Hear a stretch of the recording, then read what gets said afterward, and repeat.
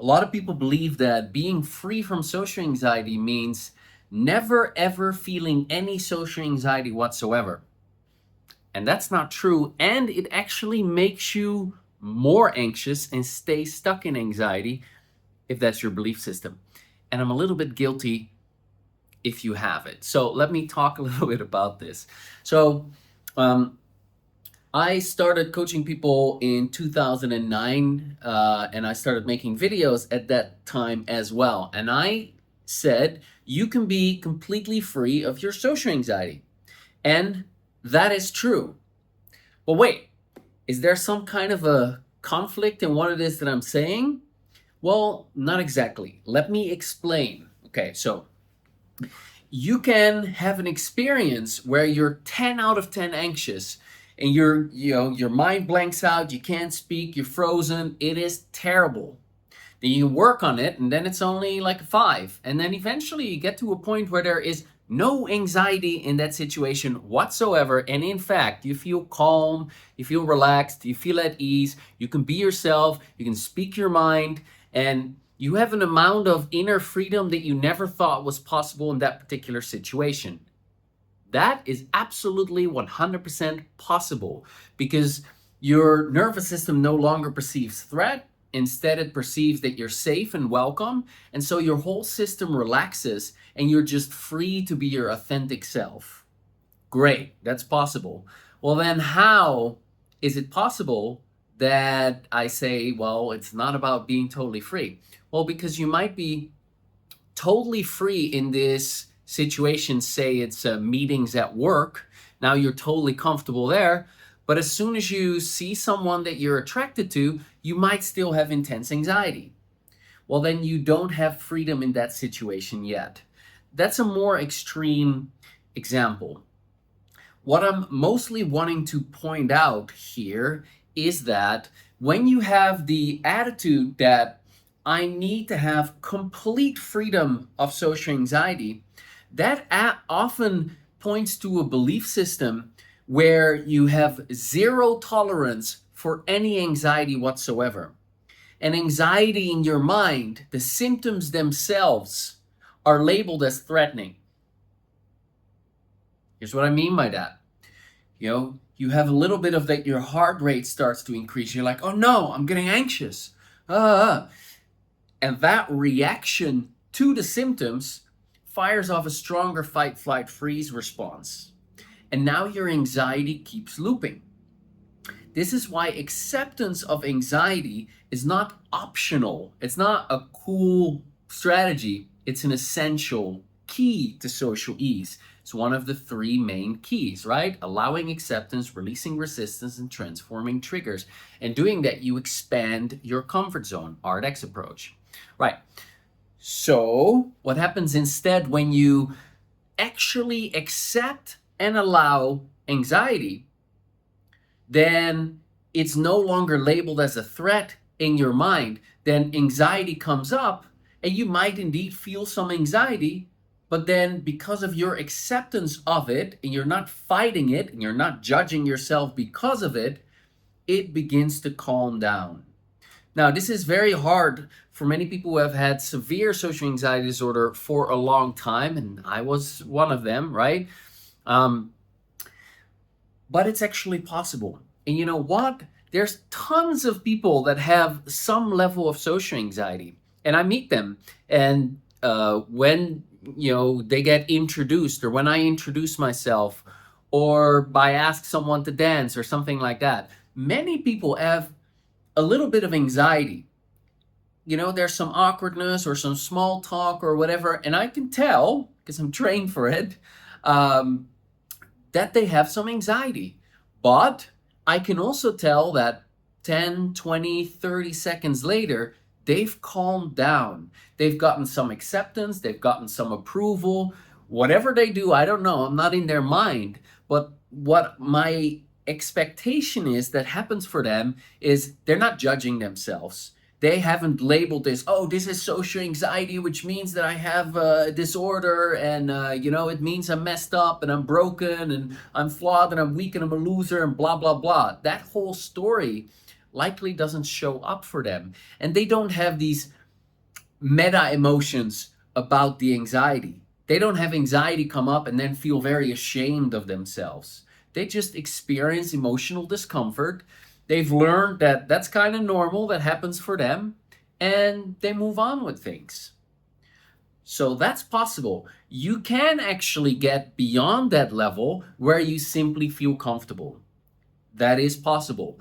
But in order to get to that place, acceptance of anxiety and acceptance of yourself while you're dealing with it, and acceptance of your unacceptable life circumstances resulting from anxiety are all important. Okay? That needs to happen.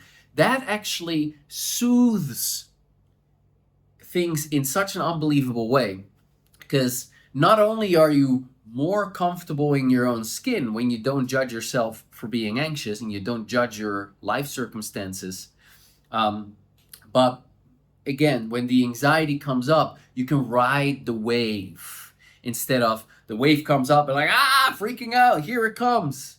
We don't want that to happen. So my apologies if it's because of me that there's this perfectionistic attitude, but we want to get rid of this perfectionistic belief that you need 100% freedom from all social anxiety completely. You want to make room and tolerance for anxiety. When your brain, when your system perceives threat, it will activate the fight, flight, freeze response. And you might have become comfortable around your employer, and you might feel at ease in the supermarket, and you're comfortable meeting people, and this, that, and the other. But then you might have a different scenario in which you're not comfortable yet. And then if you still haven't fully accepted anxiety and yourself for when you feel it, then that becomes this big problem for you. It's this big deal for you. And we want to get away from that, right? So acceptance is your friend. When anxiety comes up, even though you've addressed other things, it does not mean you're a failure, right? It doesn't mean you're failing at overcoming your social anxiety. It simply means, okay, my brain is perceiving threat. I'm not done yet.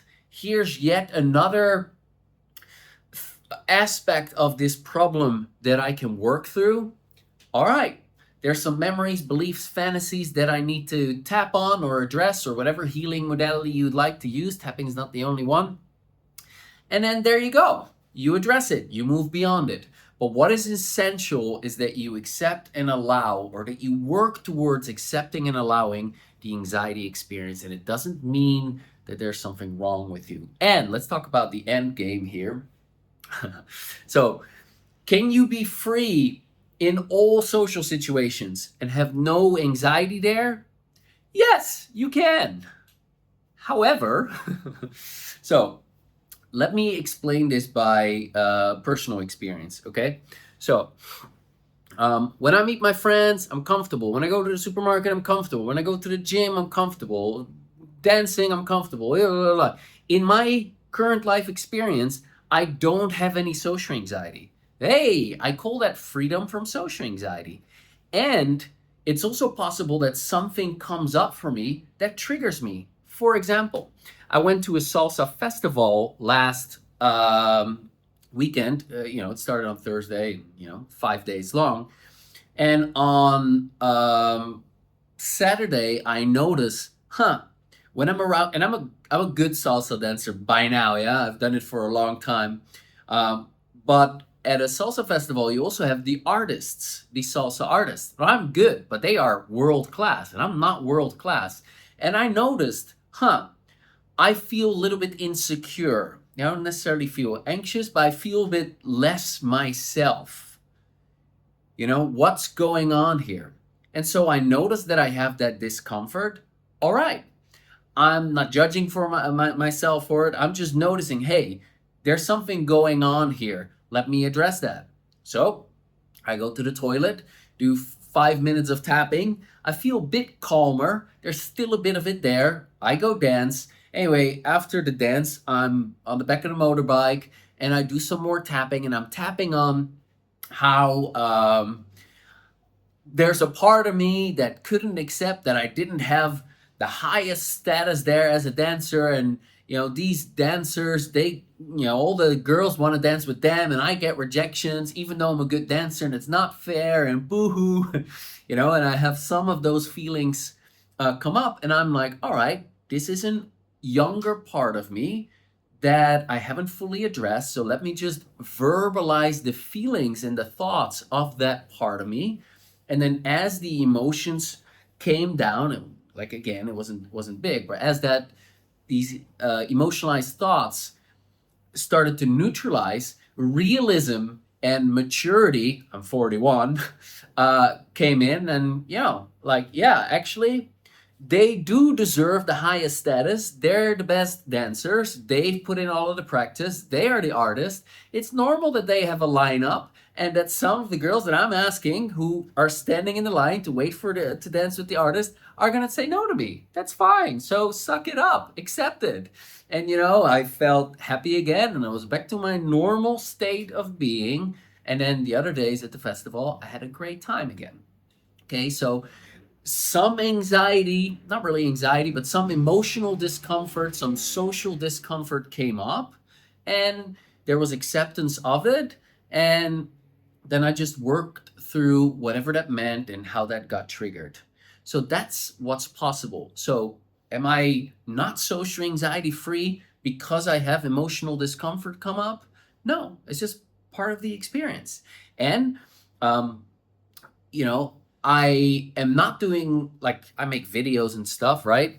But and I host webinars, and I do group coaching and all these things. But I'm not public speaking in person because it's not relevant in my life at the moment. But it could be that when I start public speaking, excuse me, that I get anxious there. Well, if that happens, do I then lose? Do I go back to square one? It's like, oh, I'm still anxious. Oh my God, all of these years of making videos, I'm such an imposter. No, it just means, all right, another area that I haven't addressed properly yet. For whatever reason, my nervous system is just perceiving threat here. It might have to do with the bullying that I experienced, that some aspect of that is not addressed yet, or there's still some kind of a belief, or maybe a memory that I didn't tackle. Let me just work through that and gradually calm down that anxiety, do it a bunch of times, and then I'll feel comfortable there too. Okay, so that's it. And if the anxiety comes up there, if I start public speaking and it would come up, it's not gonna feel comfortable. It's gonna suck. I don't want to feel it. Who wants to feel anxious? Nobody, right? And just because I likely accept it doesn't mean that I want to feel that way, or that I approve of it, or that I give up doing anything about it. Not at all. When it comes up, I will practice accepting and allowing as best as I can. And then afterwards, I'll tap on it. And then the next time that I'll do it, I'll tap before it. And I'll be finger tapping during it. And if it gets really strong, I'll go off to the toilet and, and I'll be tapping on the toilet. And I'll gradually be releasing that perception of threat until I feel comfortable in that situation also. That's the journey of going from social anxiety to effortless social ease, which, by the way, effortless social ease is just your natural state. It's when your nervous system perceives that you're safe and welcome. Hope this is helpful. And if you want to learn how to overcome your social anxiety completely, go to bit.ly/social confidence now to get my 7 secrets to social confidence mini course. It includes guided tapping, the best insights I've got from my whole journey of overcoming my own social anxiety, client stories. You're gonna love it. And if you need some inspiration, check out one of these in-depth testimonials of tough cases who overcame their social anxiety disorder. Bye for now.